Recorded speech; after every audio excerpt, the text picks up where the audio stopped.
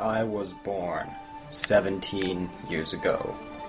For the past 6 months, I've been in my basement playing Skyrim. But for all those hours, I've never understood what the hell has been going on. I scoured the internet, searching for wikis, to find even the most obscure events in the Elder Scrolls. Behold, sunlight now enters my room. These are the early hours of the morning, and my few moments of free time. Fueled by obscene amounts of caffeine, I search for the events of the Elder Scrolls lore.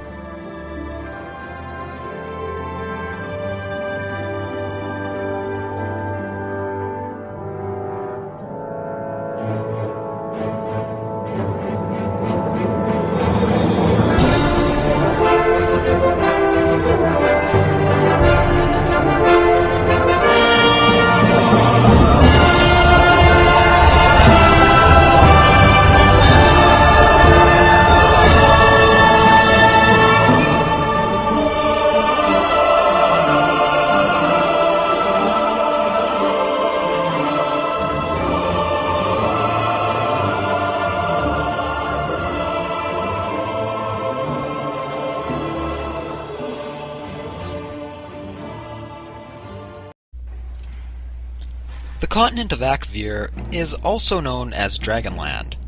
It's a landmass east of Tamriel.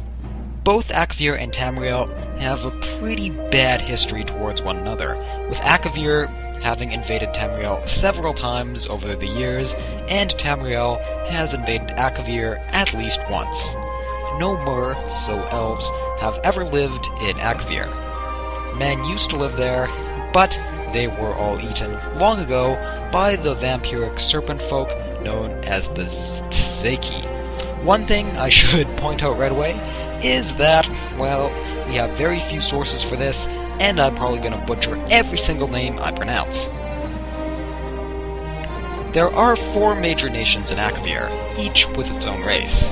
The Kamal, the Tzeki, the Tangmo, and the Kapotun. Kamal translates into something along the lines of snow hell, and there are many armies of demons that called home. Every summer they thaw out, and they attempt to invade the Tangmo, but they are always driven back. The Tangmo translates as the Thousand Monkey Isles. It is inhabited by multiple breeds of monkeys who are often described as kind and brave. Everyone else in Akavir has tried to enslave them over the years, but the Tangmo are quite proficient at raising armies and end up driving them back. At this moment, they are currently allied with the Kapotun. The Kapotun translates into Tiger Dragon Empire. They are cat-like people who are ruled by Toshraka, a giant tiger dragon. So basically think Khajiits on steroids, who are also trying to turn into dragons. These guys are the most powerful empire in Akavir, but they're not too great at fighting on the sea. After the serpent people, the Tzeki, which translates as snake place, and they are described as vampire snakes who apparently ate old men long ago. Interestingly enough, they're described as beautiful, with golden scales, and have the upper part of a human body and a snake-like lower body. So they have been fighting the Kapotun quite a bit throughout the years. But the Kapotun say that as soon as they destroy and kill all of the Tzeki, they are going to invade Tamriel. Fortunately though, that hasn't really happened yet. The history of Akavir, and amongst all these peoples, is only really half understood at best, or completely misinterpreted at worst. Even the Imperial Commission grants that we seriously don't know too much about this place. Tamriel did, however, try to invade Akavir once. The previous invasions to Tamriel from Akavir happened way back in the past, but the time that Tamriel invaded Akavir was actually in the Third Era, so very recently. Under the reign of the Septim Emperor, Uriel Septim V, he launched an invasion. Except anyone who's ever read the book The Disaster at Ionith already knows how this ends up working out, and really not too well at first. After hearing all the stuff that goes on in Akavir, you might wonder exactly who the heck would want to invade this place. But when you look at it from the get-go, it actually seemed like not that bad of an idea. The Emperor laid down his plans very carefully and took around 20 years to get them to fruition. He even did get quite a bit of intelligence on the island, but it proved not to be nearly enough. Over the years, he did manage to create some forward bases along some of the lower islands, and built a massive navy to get everything well prepared. Even the Imperial Commission does not find any fault with the Emperor's preparations for the invasion based on the information prior to the invasion. As soon as the upgrades to Black Harbor, which was the major port on one of the islands that the Emperor had been setting up his bases on, was finished, he amassed several legions and even raised a few new ones to ready the invasion force. After about 6 weeks at sea, they end up reaching Akavir. Things go pretty well at first again. They meet no real resistance and get some cavalry out to scout the regions pretty well. But the legions are constantly shadowed by mounted enemy patrols, so this prevented really any large scouting parties from getting a good idea at the area. However, they do manage to establish 2 main cities and build a road and some fortifications in between them. These 2 cities are Ionith and Septemia, which I believe is how you pronounce that, but again, I'm not too sure. The Emperor sent out multiple envoys to try to contact the TheLoopyAlchemist king and hopefully able to get rule over the land without shedding too much blood.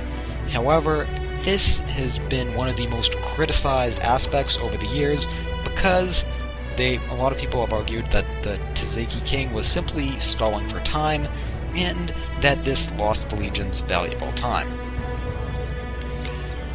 The 4 legions did construct the road between Septimia and Ionith. However, well, this would probably serve them well later. This has also received some criticism because perhaps those legions could have been doing better things. However, the Imperial Commission does not find any fault with that. The original plan was to bring some more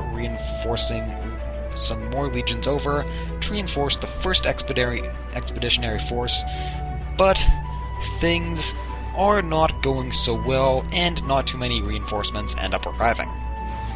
Also, a lot of this, they hoped that they could just maybe rule over the people already, but they find themselves completely deserted at first. That is to say, none of the local races are welcoming imperial rule, so they don't have any new subjects, so they have to bring some colonists over. The civilians, colonists, and their supplies began arriving in Septemia, and things again started going over pretty well at first.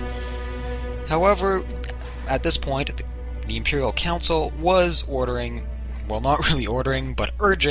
the Emperor back to Tamriel with the fleet to deal with more pressing matters in the Empire.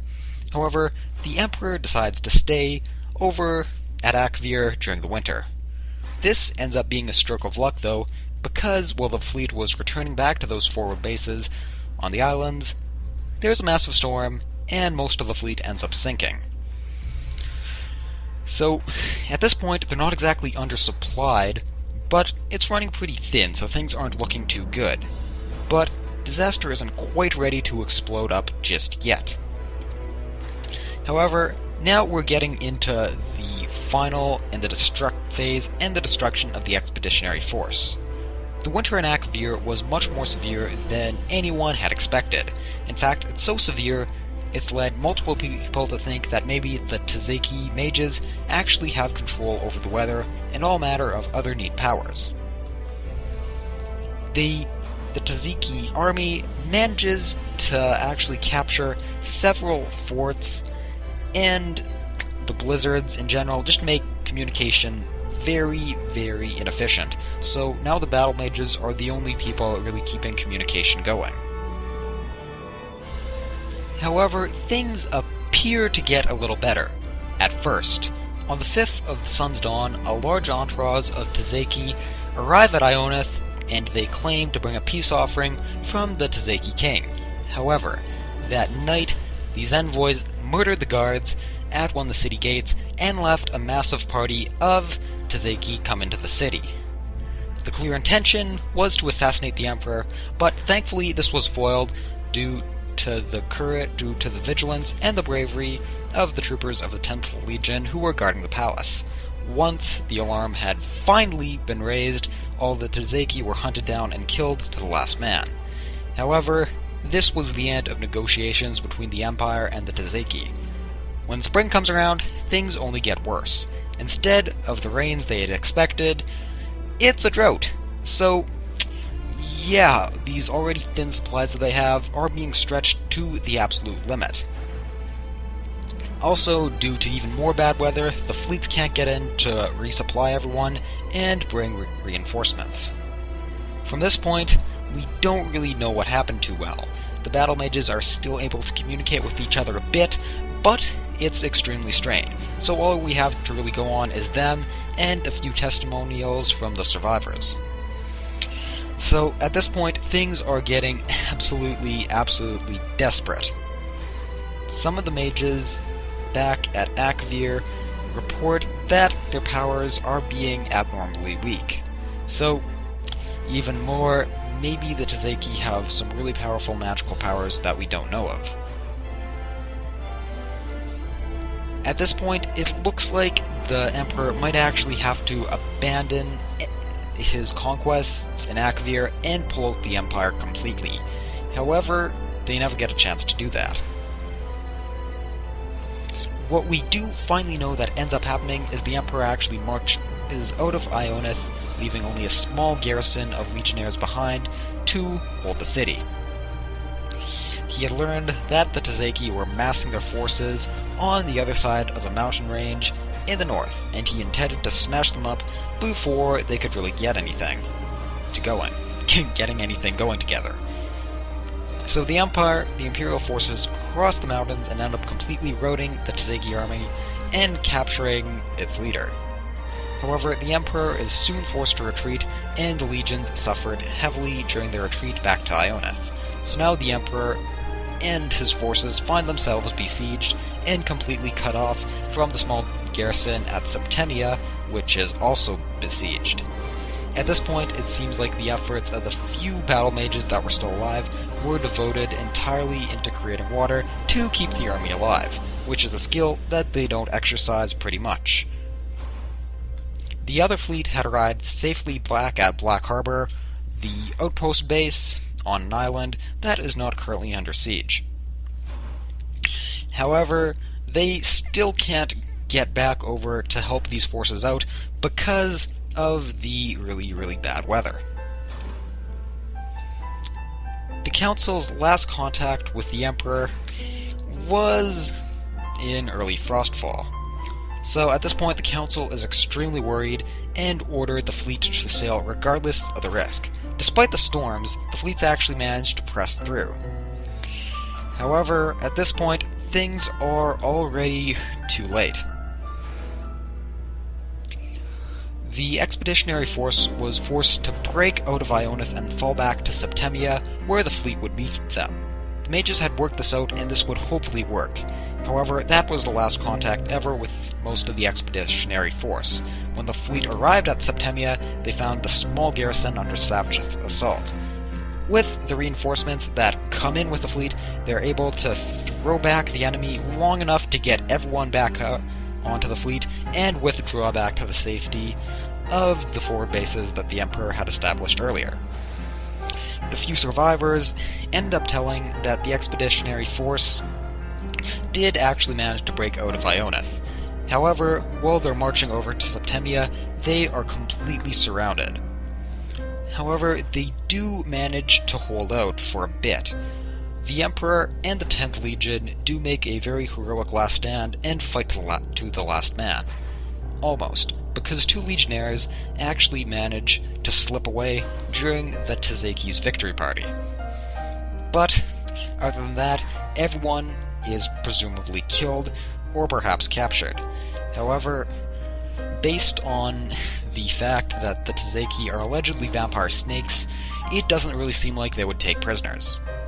The conclusion that the Council finally reached is that the invasion of Akavir was doomed from the start, partly because of faulty intelligence gathering, and that the Tzeki were much stronger than anyone had originally believed. Also, it would be pure folly to try to invade them again, because even with the Emperor's best troops, and a very good commander at that, it should be noted that Emperor Uriel V was not at all incompetent. Also, the Tzeki don't actually have a navy, so that's one advantage that the Empire had that wasn't really used to its maximum advantage.